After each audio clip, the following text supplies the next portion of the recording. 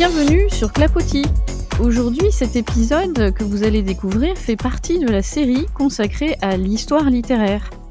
Et oui, savoir identifier un mouvement littéraire, connaître ses caractéristiques, ses thématiques, ses particularités d'écriture est fondamental lorsque vous êtes amené à construire un commentaire littéraire sur un texte inconnu le jour de l'épreuve écrite.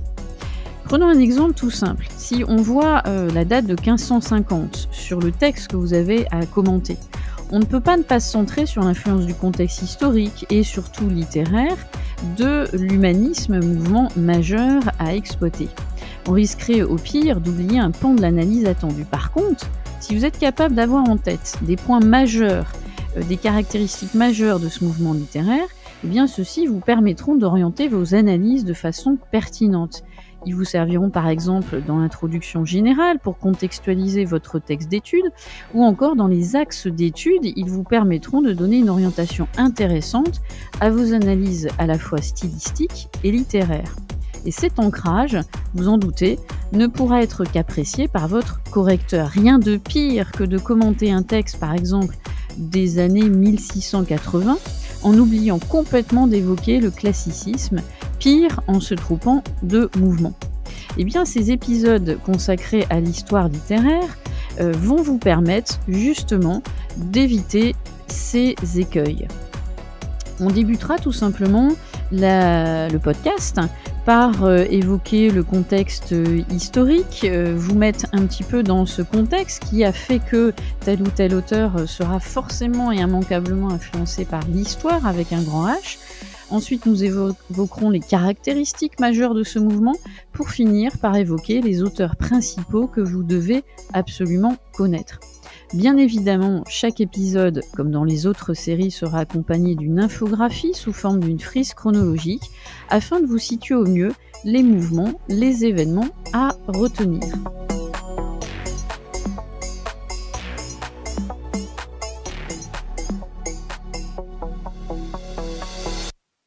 Alors tout d'abord, évoquer l'humaniste, c'est évoquer bien sûr le XVIe siècle, cette période dite de la renaissance des arts, des sciences et de la pensée qui s'est développée, comme vous le savez, avant tout en Italie, puis en France, puis dans le reste de l'Europe, au cours des XVe et XVIe siècles.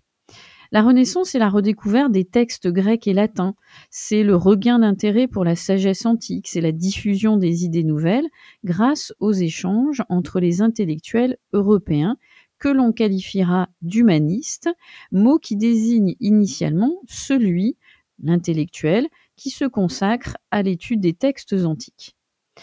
Alors replongeons-nous dans le contexte historique pour mieux comprendre l'essor de ce mouvement.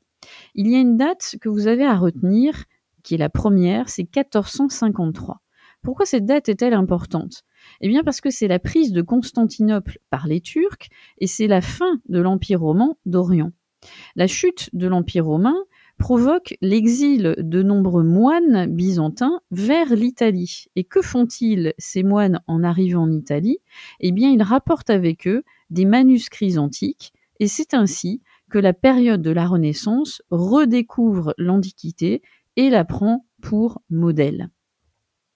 Alors le terme humanisme, que veut-il dire véritablement ? Il désigne avant tout cette idée que l'homme va être à présent au centre des réflexions.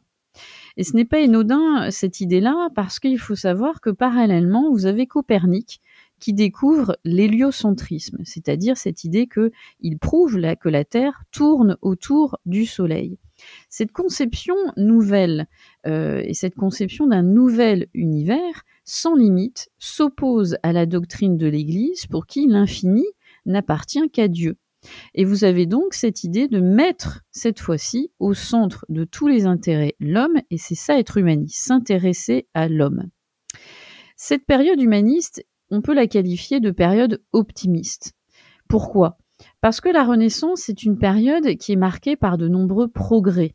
Des progrès scientifiques, des découvertes, des innovations techniques qui permettent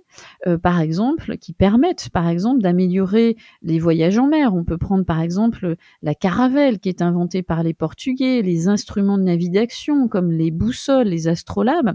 Bref, toutes ces découvertes permettent la découverte des nouveaux mondes.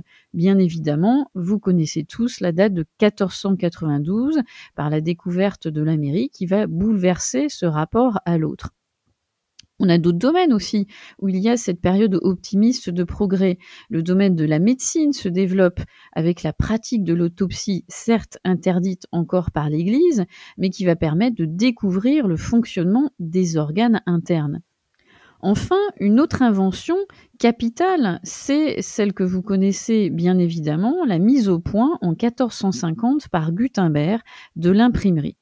Pourquoi c'est une véritable révolution à l'époque? On la met souvent en parallèle avec notre révolution d'aujourd'hui, qui est la révolution numérique. Eh bien, tout simplement parce qu'elle va permettre une très large diffusion des ouvrages. Ils vont pouvoir circuler de manière exponentielle et donc le savoir, on pourrait le dire quelque part, est à portée de main pour tous. Et les auteurs, les intellectuels vont bien sûr en bénéficier. Nos humanistes vont profiter de cette invention pour diffuser leurs nouvelles idées, à savoir mettre l'homme au centre de tous les intérêts. Alors justement, quelles sont les thématiques que la littérature humaniste va développer avant tout et que vous pouvez retrouver dans les textes que l'on vous soumet à l'étude? Bien, tout d'abord, il y a l'évocation d'un des grands thèmes qui était cher aux humanistes, c'est celui de l'éducation. Il propose de nouvelles méthodes pédagogiques visant au développement de l'esprit critique et à l'extension du champ des connaissances. C'est un thème que vous retrouverez très cher développé par Rabelais ou encore Montaigne.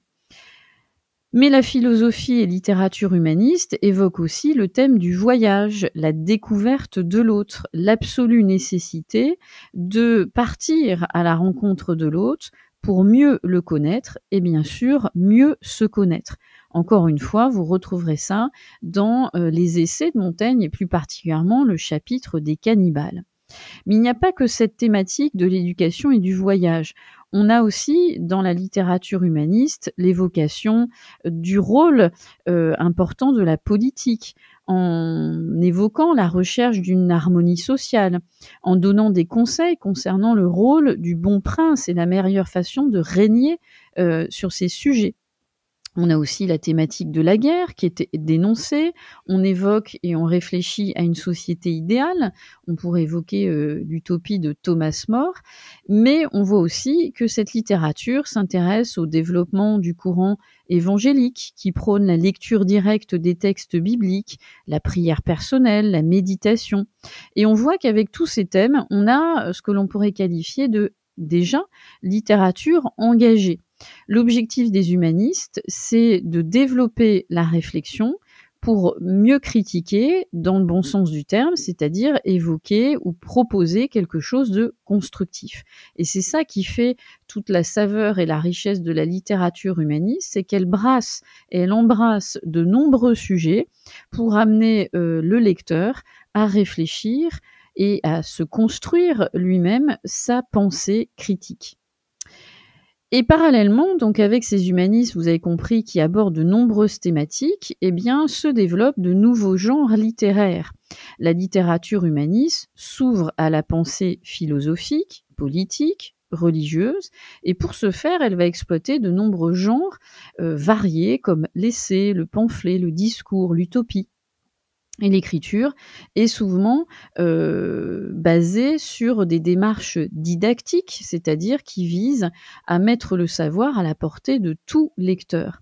Donc il y a vraiment chez les humanistes aussi cette recherche permanente d'une connivence intellectuelle avec le lecteur qui a pour but justement de faire en sorte que chacun s'approprie le savoir.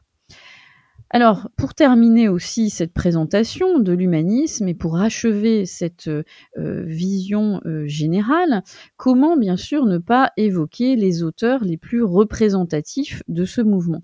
Car bien sûr, le jour de l'écrit, il faudra être très attentif à ces noms et avoir tout de suite le réflexe, de par la date, mais aussi donc le nom de ces auteurs, avoir le réflexe d'identifier tout de suite le mouvement littéraire auquel il appartient.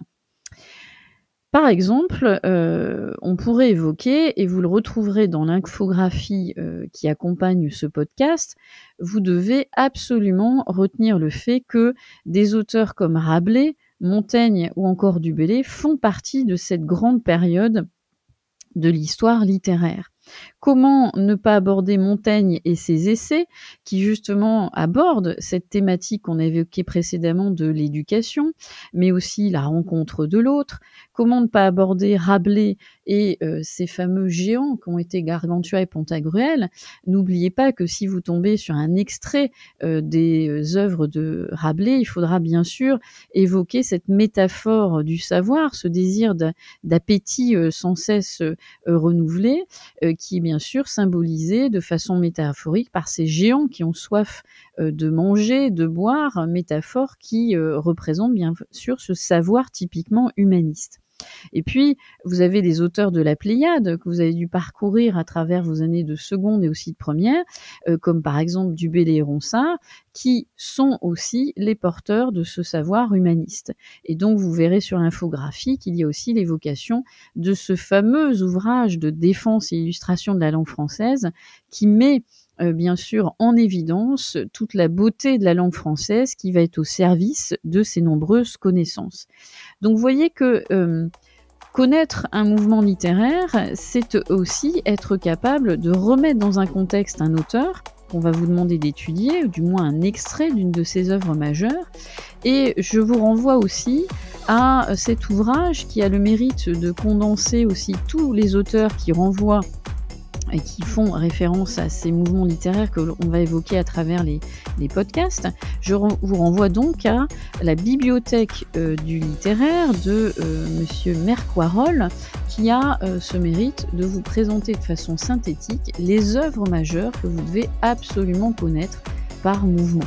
Et donc, vous y retrouverez bien évidemment la référence aux œuvres qu'on a évoquées, à savoir les essais, le Pantagruel et Gargantua de Rabelais, ou encore les œuvres poétiques de nos fameux auteurs de la Pléiade que l'on a évoqués, Du Bellay et Ronsard.